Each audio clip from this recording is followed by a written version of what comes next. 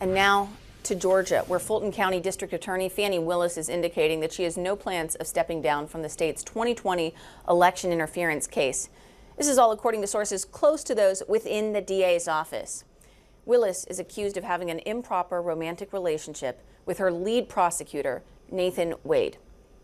One of Trump's co-defendants claims that the two misused taxpayer money once Wade was hired onto the case. With me now, CNN's Zach Cohen. Zach, Fani Willis has one more day to formally respond to these allegations. Bring us up to speed on what more exactly you have learned. Yeah, Kristen, we really haven't heard a lot from Fani Willis since these allegations first surfaced a few weeks ago. But I'm told by multiple sources she's been quietly and intimately involved in crafting this written response that, she has until tomorrow to file in court filings. And look, I'm told again by multiple sources that she has no intention of voluntarily removing herself from this case, despite the fact that some legal experts and even Trump and some of his co-defendants have called on her to do so after these allegations came up. But look, she is also subpoenaed to appear and testify at a February 15th hearing. That would be a hearing where she would potentially have to face questions from cross-examination from defense attorneys about these allegations of an improper romantic relationship with her top prosecutor.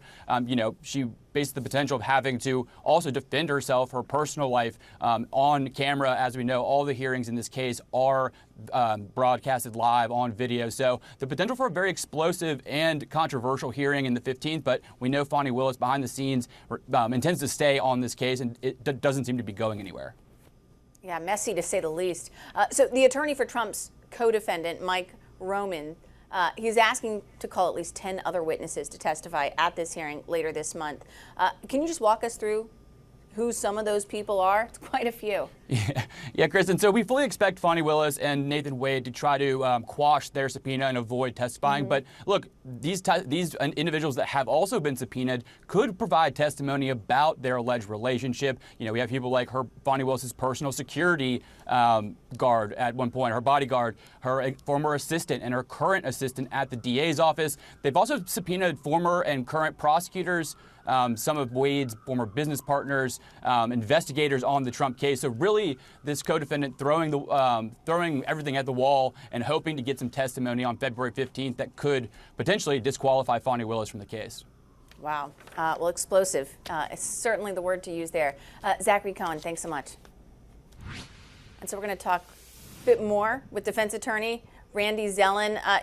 Randy, CNN, as we just heard from Zach, has exclusively learned that Fani Willis will not recuse herself from this election interference case.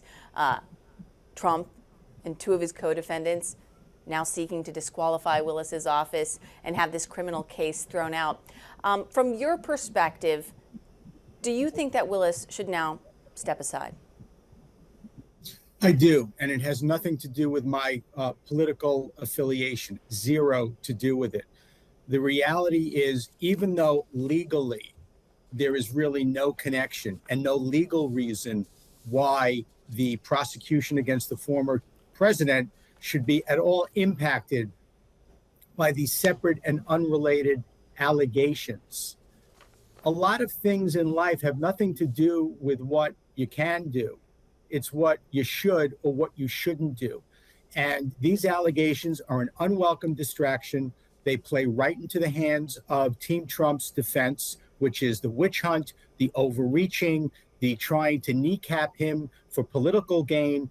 What she has done, even by virtue of the allegations, it shows a level of arrogance, a disconnect with what is important to people, and those people include jurors and judges, and it will create an underlying current. It's kind of like when you're a little nauseous, even though you can eat, it makes it difficult. You look at food differently, and I think these allegations create a look about the district attorney that can only be gotten rid of by her stepping down. So if she's not going to recuse herself, how do you see this playing out? I see it affecting the future of the prosecution. And I don't mean that, again, legally. Again, there is no connection between the wrongdoing. It's not like she did something which directly affected the investigation, the prosecution. She didn't do anything that directly affects the bringing of the charges.